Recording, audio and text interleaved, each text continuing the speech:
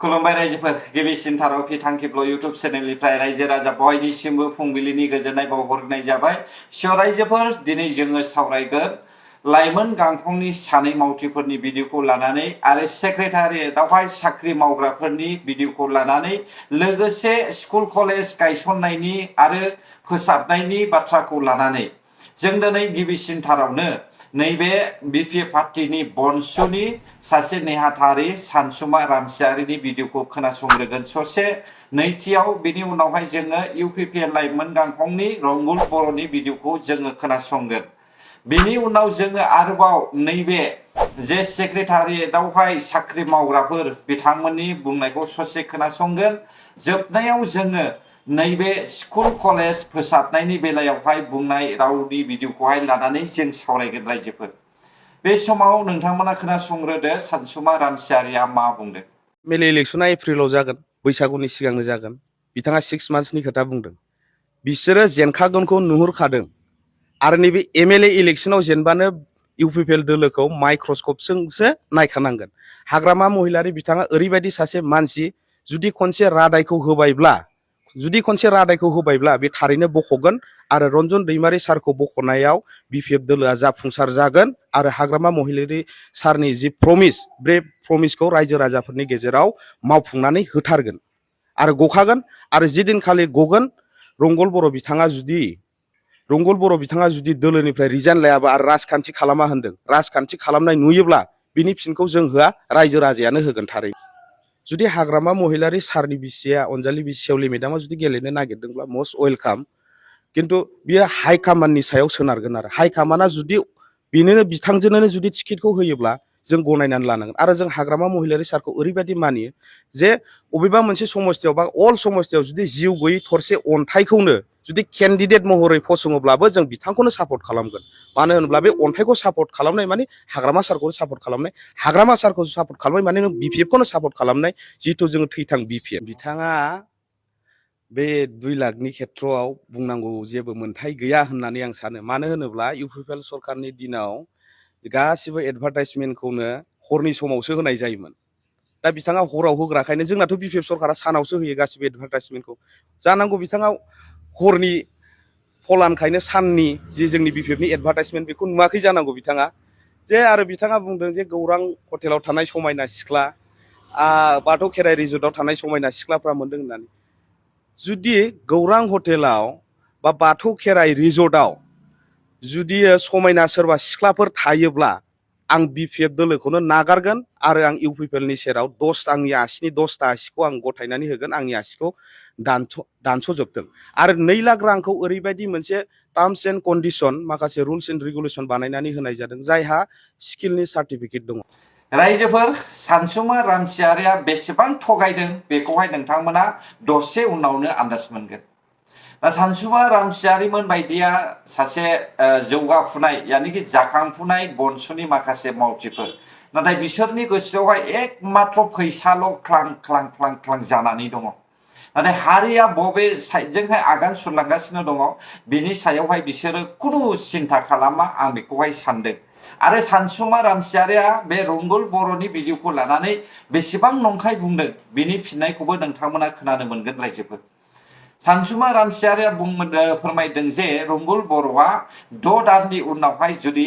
फाउन्डार एनडिएफबिनि रन्जन दैमारि सारखौ बख'वाब्ला अब्ला पलिटिक्स गेलेनाय नङा होननानैहाय। नाथाय बाथ्राया बे नङा। रंगुल बर'आ 6 दाननि उनाव बाथ्राखौ बुङाखै, इलेक्शननि सिगांसो बुंदों, जेरावहाय बिधानसभा इलेक्शना जानो 2 दानल' बाखि दंसै। दा बिनि सिगां जुदि बख'नो हायोब्ला अब्ला रंगुल बर'आ पलिटिक्स गेलेया, बे बाथ्राखौसो बुंदों। नाथाय सानसुमा रामसियारिया नंखाय बाथ्रा रायजो राजाफोरनोहाय फोसावनानै होदों। नंगौना नङा रायजो राजा नोंथांमोन? आरो मोनसे खोथाया जाहैबाय, जुदि नैबे 2 लाख रां इयुथफोरनि थाखाय 2 लाख रां होनाया स्किलखौ लानानैसो होनायनि बाथ्रा बुंदों। आरो लोगोसे बिथाङा बुंबावदों जे बाथौ रिजर्टआवहाय थानाय समायना सिख्लाफोरनो सोरनोबा जुदि 2 लाख होदोंब्ला अब्ला आंनि 10टा आसिखौहाय दानस'नानै होगोन होननानैहाय। बेफोरबायदि बुंनानै जेबो खामानि होआ रायजोफोर। मानोना हाया, मावनोनो हाखाया बे आसिखौ माब्रै दानस'ना होगोन बेलाय साफ्रोमबो बेबायदिनो बुङो बर'नि माखासे मावथिफ्रा नाथाय दिनैसिमबो जोङो दानस'ना होनाय नुवाखै आरो गावनि अंगखौहाय मिसा मिसि रावनोबो दानस'ना होआ रायजोफोर बेयो ओरैनो बेखार खोथा बेफोरो मिथिबाय दा दानिया आरोबाव आङो खोनानो मोनबावदों दे सेवालि महिलारि मेडामनि बाथ्रा दा सेवालि महिलारि मेडामनि हाइकामान्डआ बिनिनो बिसाया जुदि होयोब्लानो बियो मोनखागोनखा नाथाय आंनि साननाया बेसो दे सेवालि महिलारि मेडाममोन बायदिया बर' हारिनि थाखाय माब्लाबाबो खामानि मावनो आगान सुराखै बिसोरो मावनो आगान सुरदों मात्र धोन सम्पति बुथुमबावनो थाखाय बेखौसो आङो सानदों रायजोफोर बे सेवालि महिलारिनि इलेक्शन माने मिटिं खालामनाय केम्पेइनआवहाय सोर जिरायो मात्र दख'ना गोमो गानग्राफोर मानोना बिसोरो एसटि बिदों एसटिपि एपिएससि आवहाय पास जानानै दङ दा बेनिफ्राय बांसिन आरोबाव बिसोरो खमथापुर रायजो दाबिदों जुदि हाग्रामा महिलारियानो सरखार जानानै थाबाय थायोब्ला बिपिएफआ देरहाबाय थायोब्ला माब्लाबानि समावहाय हयथ' खमथापुर रायजोआ जागोन जोंनोलाय बड'लेण्ड नांखाया बेयो हाग्रामानि बुंनाय रावखा अब्ला जों माब्रै फोथायनो बिपिएफ पार्टिखौ दा नोंथांमोनाबो सिन्था खालामदो माब्रै जों फोथायनांगौ जाखो दानिया खोनासंदो रंगुल बर'आ थार बुंदोंना नंखाय बुंदों रन्जन दैमारि बिथांखौ इलेक्शन फैबाल'सो गोसोखाङो इलेक्शन फैनायखायनो बिक्रमदाया गाबलायसिगोन दा गाबनो एक्सपार्ट बिथाङा दिहुनदो दा मानाव गिदिर रन्जन दैमारि बिथांखौ इलेक्शननि सिगाङाव जुदि मानाव गिदिर रन्जन दैमारिखौ बिथांमोना दिहुननो हायोबा आं राजनितिखौनो बादोगोन भिडिअखौ नोंथांमोना सेभ खालामनानै ला मानाव गिदिर हाग्रामा महिलारि बिथां रिंजय बर' आदा बिथां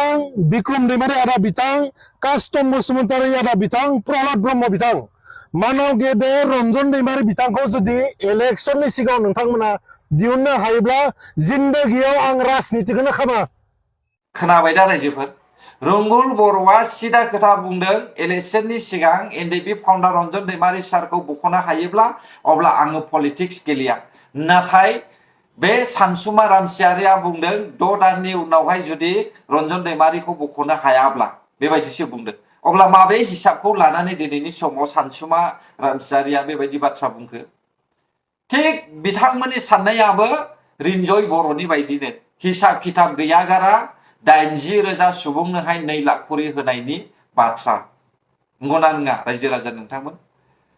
आरो बै समाव बुंदोंमोन बिक्रम दैमारिमोन कास्टम बसुमतारीमोन प्रहलाद ब्रह्म रिन्जय बर'मोनानो खुनु स्किल गैयालासे लाइमोनफोरनोहाय जोङो 100 कौटि थाखा रांखौहाय राननानै होगोन वाव दानियालाय मा खोनाखो जोंलाय अब्लाथ' बे स्किल गोनाङा गासैबो बिपिएफ पार्टिनि मानसिफोर गोजाखा 2 लाखखौबो बेसेखिनिखौहाय बे बिपिएफ पार्टिनि मानसिफ्रा मोनजोबखागोनखा मोनथों मोन ला नांजाया नाथाय बेबायदि रायजो राजाफोरखौहाय थगायनानै नङा रायजोफोर बे समाव खोनासं सेक्रेटारियेटआव साख्रि मावग्राफ्रा मा बुंदों যে 6 মাহ পূৰ্বে বিটিচি ভিচিডিচি সেক্ৰেটাৰীসকলৰ নিযুক্তি সম্পন্ন হৈছিল আৰু এই নিযুক্তি সম্পন্ন হোৱাৰ পিছৰ পৰা আমি চৰকাৰক বিভিন্ন ধৰণে সহায় সহযোগিতা কৰি আছো চৰকাৰী বিভিন্ন ধৰণৰ কাম কাজত উদাহৰণস্বৰূপে আমি চেকাৰ ভেৰিফিকেশ্যন তাৰ পিছত PMAYG তাৰ পিছত অৰুণোদয় এনে ধৰণৰ বিভিন্ন ধৰণৰ কাম কাজত আমি যিমান পাৰো আমাৰ ফালৰ পৰা সেৱা আগবঢ়াইছো গতিকে আমি আমাৰ অসমৰ মুখ্যমন্ত্ৰী ডাঙৰীয়া হিমন্ত বিশ্ব শৰ্মা ডাঙৰীয়া লগতে আমাৰ বিটিচি চিফ হাগ্ৰামা মহিলাৰী ডাঙৰীয়াক অনুৰোধ জনাইছো যে 6 মাহ ধৰি আমি সম্পূৰ্ণ নিষ্ঠা সহকাৰে নিজৰ ডিউটি পালন কৰি থকাৰ পিছতো কোনো ধৰণৰ আৰ্থিকভাৱে সহায় সহযোগিতা পোৱা নাই যাৰ ফলত আমাৰ দৈনন্দিন জীৱনৰ যিখিনি আমাৰ ডিউটি হয় সেইখিনি কৰিবলৈ আমাৰ বহুতো ধৰণৰ অসুবিধাৰ সন্মুখীন হৈছে আমাৰ মাজত ইয়াতে বহুতো দুখীয়া ঘৰৰ ল'ৰা ছোৱালী আছে যিসকলে 6 মাহটো ডিউটি পালন কৰিবলৈ বহুতো অসুবিধাৰ সন্মুখীন হৈছে কিছুমানে ধাৰ লৈ পিনে নিজৰ ডিউটি কৰিছে কিছুমানে বহুতো লোন ধাৰ এনেকুৱা ধৰণৰ সন্মুখীন হৈছে গতিকে এটাই অনুৰোধ চৰকাৰক যাতে আমাৰ সকলোৰে কথা ভাবি অতি সোনকালে যাতে দৰমহাৰ ব্যৱস্থাটো কৰে আৰু তাৰ বাবে মই আপোনালোক সকলোকে অনুৰোধ জনাইছো ধন্যবাদ खोनाबाय दा द' दाननि दान बान्था मोनाखै बिपिएफ पार्टिया होनो हायाखै ओरैनोसो साज्रांज्रा रायजो राजाफोरनि सिगाङावहाय साख्रि होनायनि बाथ्रा बुंदों फैसा होनायनि बाथ्रा बुंदों जाखिनि थाइसे थाइनै फैसा आग्लायनानै थालांदों बेखौनो रायजो राजाफोरखौहाय फुस्लायबाय थानायसो जोङो नुनो मोन्दों रायजोफोर दा सेक्रेटारियेटआव खामानि मावनाय खमैबो 420 जन साना बेसेबांबा दङ दा बिसोरनोहाय दान बान्थाखौनो होनो हायाखै बिपिएफ सरकारा अब्ला रायजो राजाफ्रा मा बुजिखो रायजोफोर दा नैबे इलेक्शननि उनावसो दान बान्था होनायनि खोथा बुंदों अब्ला बे इलेक्शनखौसो जुदि नोजोर होनानैहाय